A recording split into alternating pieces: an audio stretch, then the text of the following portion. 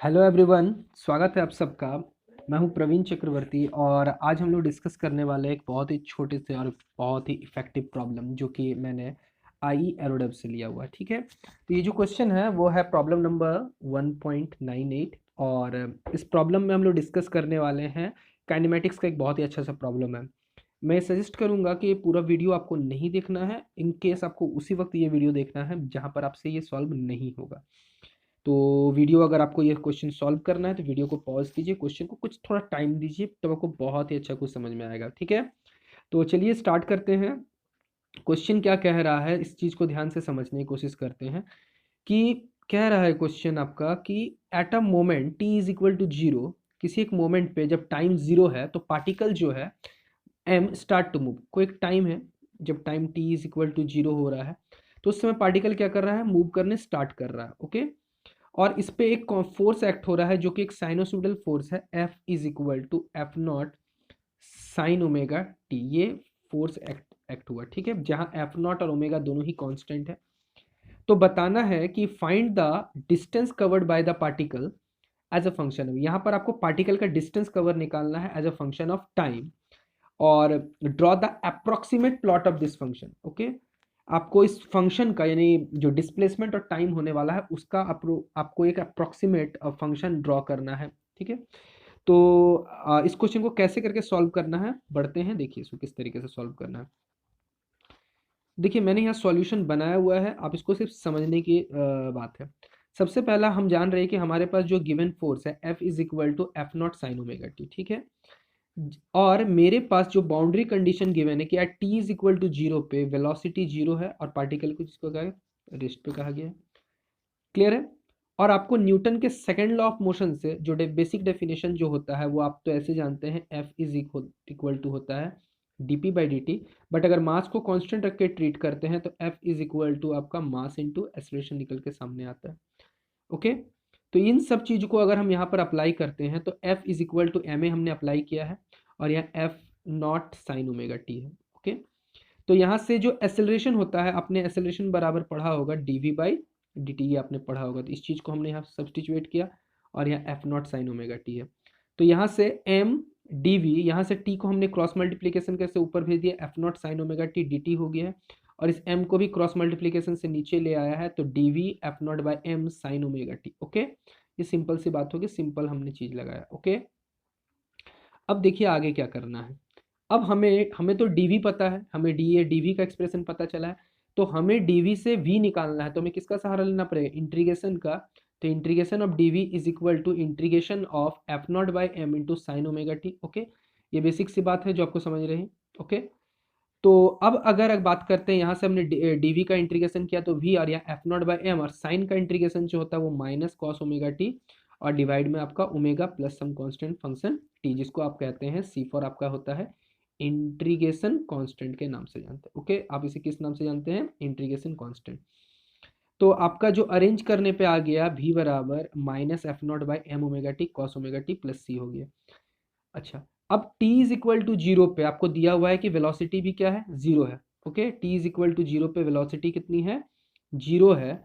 तो आप जब इसको यहाँ पे सब्सटीट्यूट करते हैं इस चीज पे, देखिए ध्यान से, जब यहाँ पर आपने t को जीरो पुट किया तो कॉस का फंक्शन वन हो जाता है, यानी माइ F naught by M omega बच जाएगा, ये आपका जीरो हो जाएगा, और यहाँ से जब c निकालते हैं इस माइनस को इधर लेके जाएंगे तो प्लस, यानी c is equal to F naught by M omega. Okay, ये आएगा आपका, ये c आ जाएगा, और जब आपका c आ जाएगा तो इस c को आप यहाँ से उठा के इसमें पुट कर देंगे इस वाले जगह में, तो v बराबर minus F naught by M omega cos omega T plus F naught by M omega. Okay, और इसके बाद हम जब देखते हैं तो यहाँ से हम F naught by M omega common निकाल देते हैं, तो इसमें बच जाएगा वन और इसमें minus cos omega T. Okay, तो ये जो रिक्वायर्ड एक्सप्रेशन आया है, ठीक है, ये जो रिक्वायर्ड एक्सप्रेशन आप देख पा रहे हैं, ये जो एक्सप्रेशन है ये वेलोसिटी का निकला है किसी भी एक टाइम पे। तो अगर आपसे वेलोसिटी का भी पूछा जाता तो भी आप कुछ इस तरीके से निकाल सकते थे, ठीक है, बट हमें डिस्प्लेसमेंट का बोला गया है।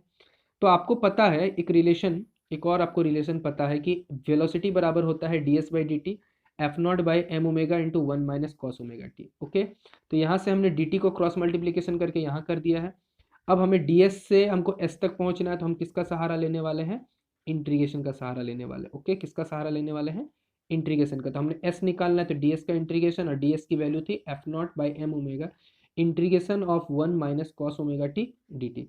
तो S is equal to F naught by M omega 1 minus sine omega T हो गया, और यहाँ पर फिर से कॉस का हो जा जो इंटीग्रेशन है वो हो जाएगा आपका sine omega T by omega plus C. Okay, अब इसमें देखिए ओमेगा को हमने एलसीएम लेके यहाँ भेज दिया, तो omega T minus sine omega T plus some constant function आपका टी हो गया। Okay, some constant function C है, जो कि आपका कांस्टेंट फंक्शन कहने का मतलब है यहाँ कांस्टेंट इंटीग्रेशन कांस्टेंट आ गया। ओके, अब आपको तो ऐसा कुछ गिवन नहीं है कि पार्टिकल की कोई पोजीशन गिवन, हालांकि ऐसा बाउंड्री कंडीशन क्वेश्चन में कुछ भी मेंशन नहीं किया हुआ था, तो हम लोग ये मान के चलते कि T is equal to zero पर डिस्प्लेसमेंट भी पार्टिकल की जीरो थी। दैट्स वाई अगर आप यहाँ T is equal to zero put करते हैं और इसमें पुट करें तो ये ओवरऑल फंक्शन जीरो हो जाएगा, जिसके कारण से ये एस भी ऑलरेडी जीरो है, तो दैट्स वाई सी भी जीरो हो जाएगा। ओके, यानी इंटीग्रेशन कांस्टेंट सी जिसकी वैल्यू भी क्या आ जाएगी, जीरो। ओके, तो जब हम इसको यहाँ पुट करते हैं तो आप सी की वैल्यू यहाँ जीरो हमने पुट कर दी है, तो यहाँ सी का टर्म आपका जीरो हो गया, जिसका काम कोई काम नहीं है। ओके, तो ये आपका फॉर्मूला हो गया राइट आंसर, जो कि आपको क्वेश्चन में बोला ही था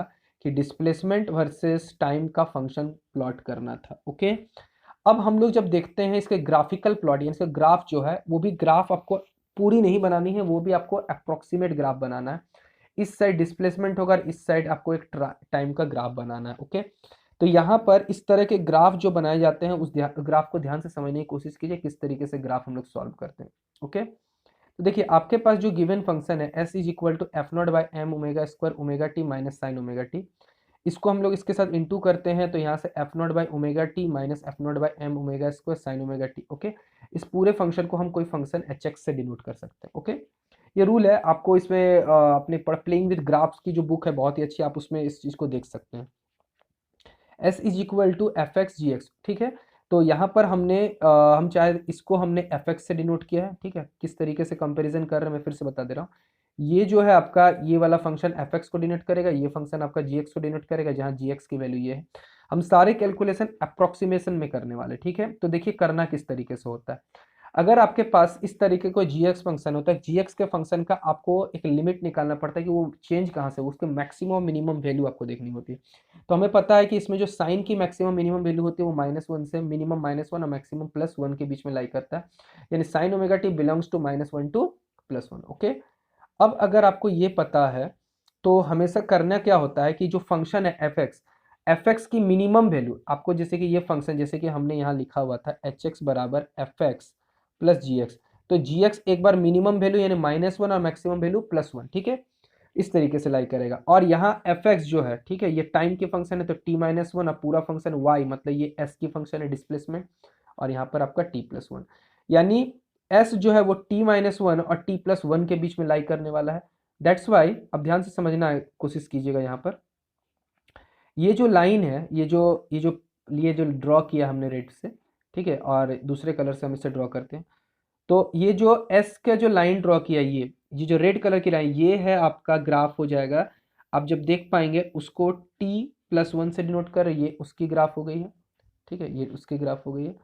और जब दूसरा वाला चीज़ है, ठीक है, इसको मैं थोड़ा सा फिर से रेड पे चला जाता हूँ, और जो दूसरा मैं अभी ग्रीन से ड्रॉ करने वाला हूँ वो s बराबर t+1 का ग्राफ होगा। ठीक है, जो कि इंटरसेप्ट है। और उसके बाद हमें करना क्या होता है, ये आपको दो लाइन के बीच में लाई करेगा। ठीक है, जो भी फंक्शन है वो एंटायर फंक्शन कुछ इस तरीके से इन दो लाइन के बीच में लाई करेगा।